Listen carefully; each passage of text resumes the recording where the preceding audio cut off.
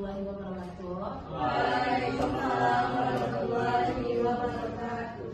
Terima kasih ucapkan kepada Anda semua karena sudah datang pada hari ini untuk BKP kita hari ini. Sebelum memulai BKP, alangkah baiknya kita berdoa dulu. Silakan pada Nanda untuk memimpin doanya.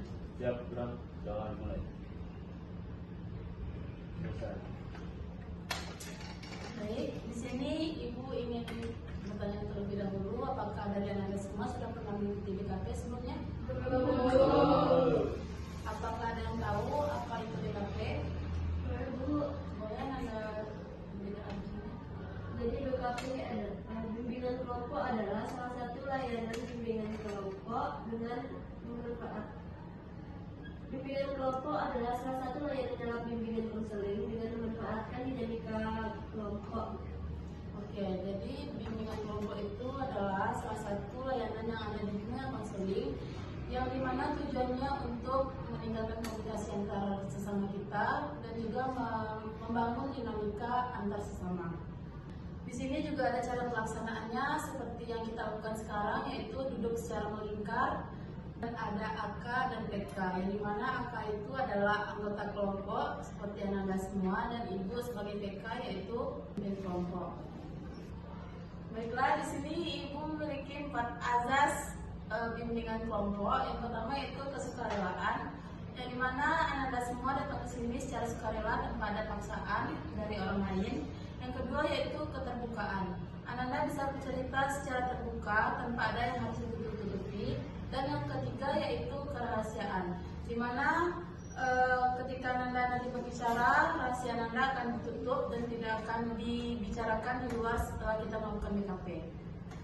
Selanjutnya ada azas kenormatifan, yang dimana azas ini adalah menurut norma-norma yang berlaku di lingkungan kita sekarang. Di sini apakah Anda semua sudah ada yang saling kenal? Oke, sekarang kita akan melakukan perkenalan dulu. Di mana perkenalan ini Ibu akan melakukan dengan cara menyebutkan hewan yang disukai.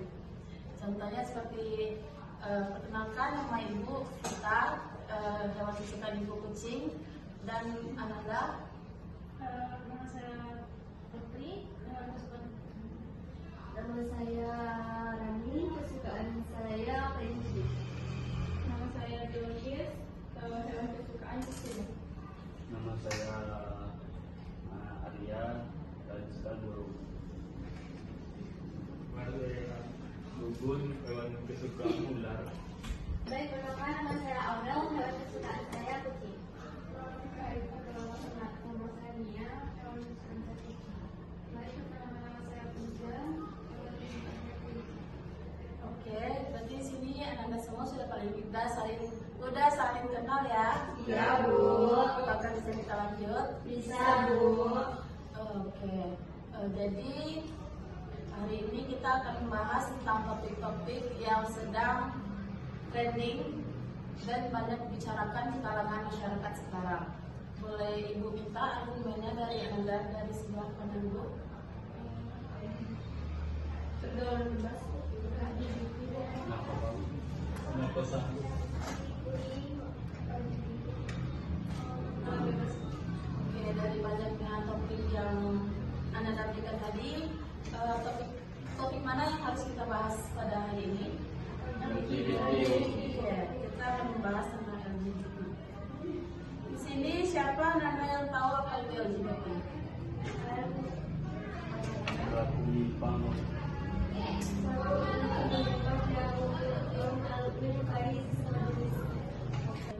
Nanda semuanya, di sini kita akan membahas tentang LGBT, yang mana LGBT ini sangat sedang marak di lingkungan masyarakat kita. Yang dimana LGBT itu adalah singkatan dari lesbian, yaitu perempuan yang memiliki ketertarikan kepada perempuan, dan gay yaitu laki-laki yang memiliki ketertarikan kepada laki-laki, dan yang B itu adalah biseksual, yang dimana ada satu orang yang menyukai dua jenis kelamin sekaligus. Dan yang ketiga dan yang terakhir yaitu transgender, yaitu yang menukar alat kelaminnya. Di sini ada beberapa dampaknya bagi kita semua. Apakah ada yang tahu apa dampaknya? Ada? Mendapatkan penyakit tertular, Bu. Ada lagi? Jadi di sini dampaknya bukan hanya di diri kita sendiri, tetapi juga ada terhadap orang lain. Kalau di diri sendiri seperti yang dikatakan oleh Ananda Arya tadi, bisa mendapatkan penyakit tertular. Kalau di dampak untuk orang lain itu, contohnya saja pada orang tua kita pasti akan membuat pencemaran nama baik dari keluarga. Di sini juga ada beberapa faktor yang menyebabkan LGBT. Yang pertama yaitu faktor biologis, yang kedua ada faktor genetiknya, yang ketiga ada hormonal, dan keempat ada faktor perkembangan individu. Di sini juga ada beberapa dampak yang bisa terjadi pada diri kita sendiri. Yang pertama itu ada dampak sosial. Apakah ada Anda yang tahu apa dampak sosial LGBT? Itu dampak sosialnya itu menghadapi tantangan dalam penerimaan sosial. Guru Anda Dijamin teman Bu. Ada lagi? menjadi korban perundungan. Ya, sama kayak itu. Dan di sini juga ada dampak psikologisnya. Apakah ada yang bisa membantu Ibu? Apa dampak psikologis dari LGBT? Depresi, terus malu, terus Gangguan mental, gangguan mental. merasa terisolasi. Ya, semua dampak itu sangat berpengaruh kepada diri kita sendiri, sehingga bisa membuat kita menarik diri dari lingkungan dan tidak mau bergaul dengan teman-teman yang lain. Baiklah, Anda semuanya, dari materi yang sudah dipaparkan tadi, siapa di sini yang bisa memberikan kesimpulannya? Kepada Anda. Jadi kesimpulan yang dapat saya ambil dari materi yang telah dipaparkan tadi yaitu bahwasannya LGBT itu adalah perilaku menyimpang yang tidak sesuai dengan norma-norma yang telah berlaku di masyarakat sekitar kita.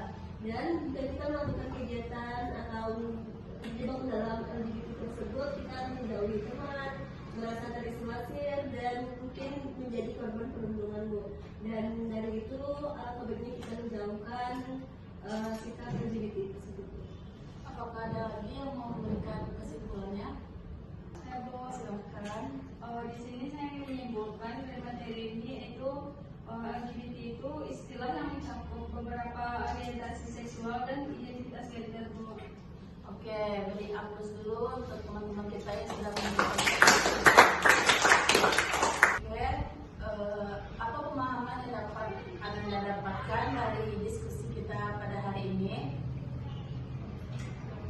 Jadi pemahaman yang saya dapat yaitu LGBT itu singkatan dari lesbian, gay, biseksual dan transgender. Adapun efek dari LGBT ini bisa menyebabkan penyakit menular seperti HIV dan AIDS. Oke, kita kasih dulu aplaus untuk teman-teman kita.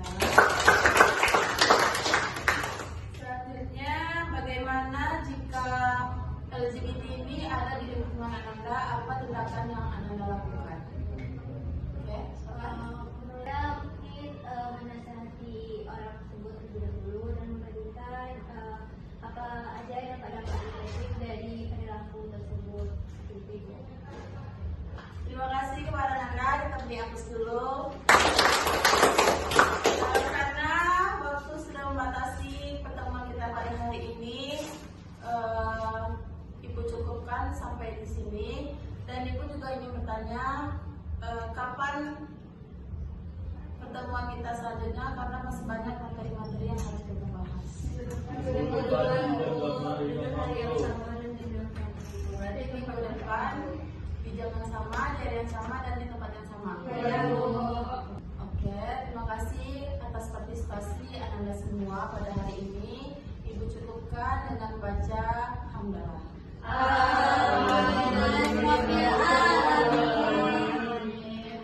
Sebelum meninggalkan ruangan ini,